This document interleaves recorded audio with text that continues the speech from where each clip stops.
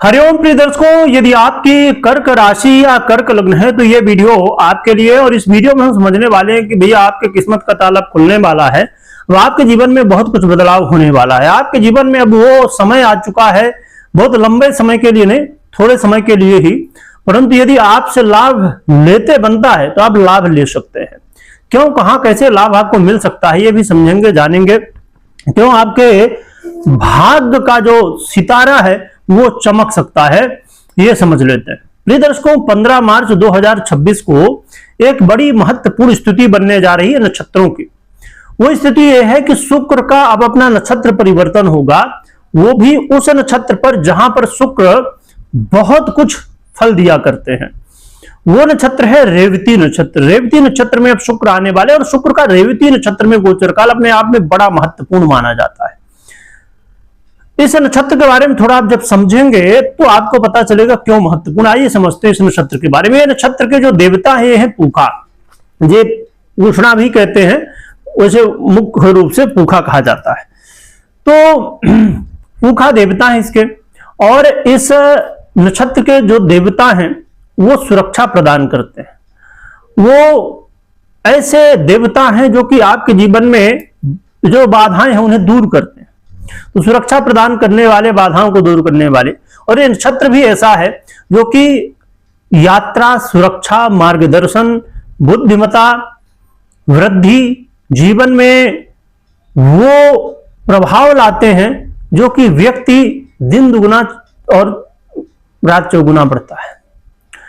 यह नक्षत्र अपने आप में वृद्धि का नक्षत्र है। और एक बात और भी इस नक्षत्र के बारे में समझिए कि यह नक्षत्र सभी शुभ कार्यों का है। सभी शुभ कार्यों का मतलब यह होता है कि जितने भी अच्छे शुभ कार्य, पवित्र कार्य हैं वो इस नक्षत्र पर किए जाते हैं। तो यह बहुत ही महत्वपूर्ण नक्षत्र है। रेवती नक्षत्र अपने आप में, हाँ देखिए, हर नक्षत्र के अपने अपने अलग प्रभाव हैं, अलग अलग कामों के लिए भी चीजें होती हैं, परंतु यह रेवती नक्षत्र बड़ा इंपॉर्टेंट है। और खासकर, और सब तो छोड़ ही दीजिए, शुक्र के लिए बहुत इंपॉर्टेंट नक्षत्र होता है। आपने कभी ना कभी सुना होगा कि जब शुक्र और बुध की युति होती है तो कैसा प्रभाव होता है।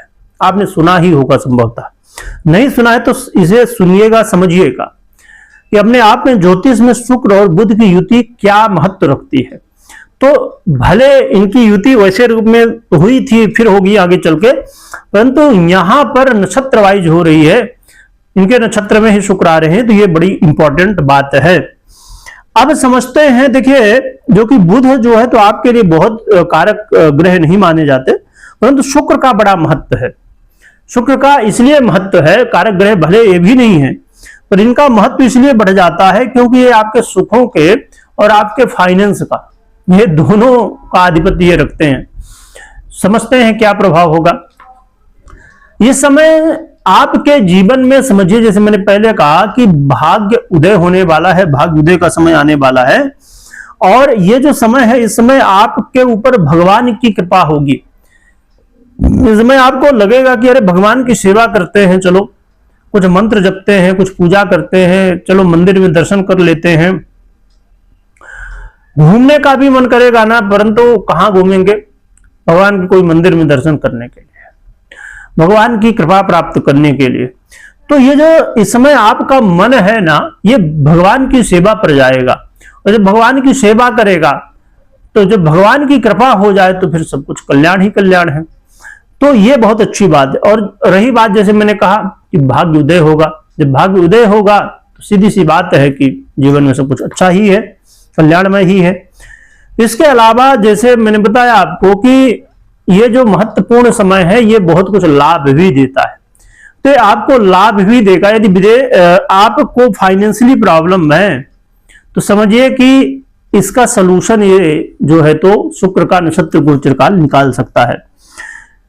आपके जीवन में कुछ ऐसी चीजें आएंगी जिनसे मन आपका खुश हो जाएगा। और इस समय ये जो नक्षत्र गोचर काल है 15 से लेकर 25 मार्च तक का रहेगा। इस समय कुछ ना कुछ ऐसा होने वाला है जिससे आप आनंदित हो जाएंगे, आपका मन प्रसन्न हो जाएगा, लगेगा कि अरे हम जो चाहते थे वो मिल चुका है।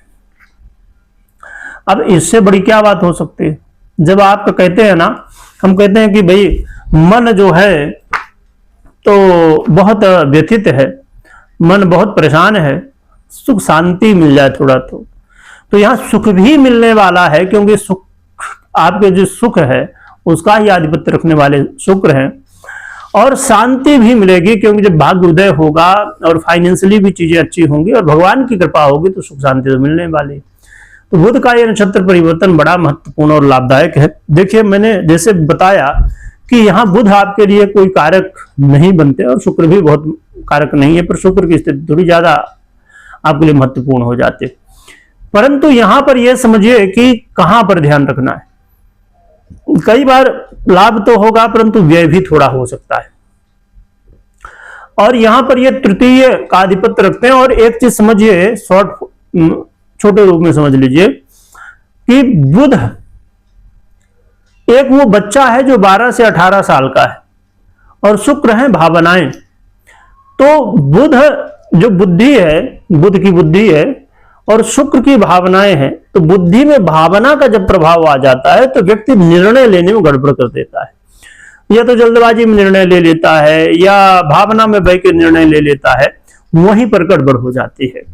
तो इसी बात का बस ध्यान रखिएगा कि इस बुद्धि को ना भावना में नहीं बहाना है, बुद्धि को बुद्धि के साथ यानी कि बुद्धिमत्ता के साथ आपको विचार करके और फिर आगे बढ़ना है। इस बात का यदि आप ध्यान रख लेते हैं तो और तो बहुत बढ़िया ही है। अब समझते हैं कि आपको अच्छे प्रभाव मिले, इसके लिए क्या उपाय आप कर सकते हैं। देखिए, पहली बात तो यह कि आप अपनी पर्सनल कुंडली के अनुसार ही जो है तो निर्णय ले, परंतु गोचर के अनुसार क्या निर्णय ले सकते हैं ये समझते हैं, यानी कि उपाय कर सकते हैं। प्रिय दर्शकों, इस समय आप अपने घर ऑफिस में श्री यंत्र की विधि विधान से स्थापना करिए, और विधि विधान से स्थापना करके और फिर मां लक्ष्मी की आराधना करें। और आराधना खाली मां लक्ष्मी की नहीं करनी, साथ में भगवान गणपति की भी करनी है। और विशेष रूप से गणपति को आप जानते ही हैं कि दुर्वा प्रिय है, तो भगवान गणपति को दुर्वा भी अर्पित करनी है। तो भगवान गणपति और माता लक्ष्मी की सेवा करिए। और यदि आपसे ज्यादा कुछ नहीं हो पाता तो आप 6 मुखी रुद्राक्ष भी धारण कर सकते हैं, तो इससे भी आपके लिए ये सहयोगी होगा। तो ये उपाय करिए। कमेंट में जय मां लक्ष्मी लिखिएगा, जय गणेश भगवान लिखिएगा, स्मरण करिएगा। वीडियो देखने के लिए बहुत बहुत धन्यवाद।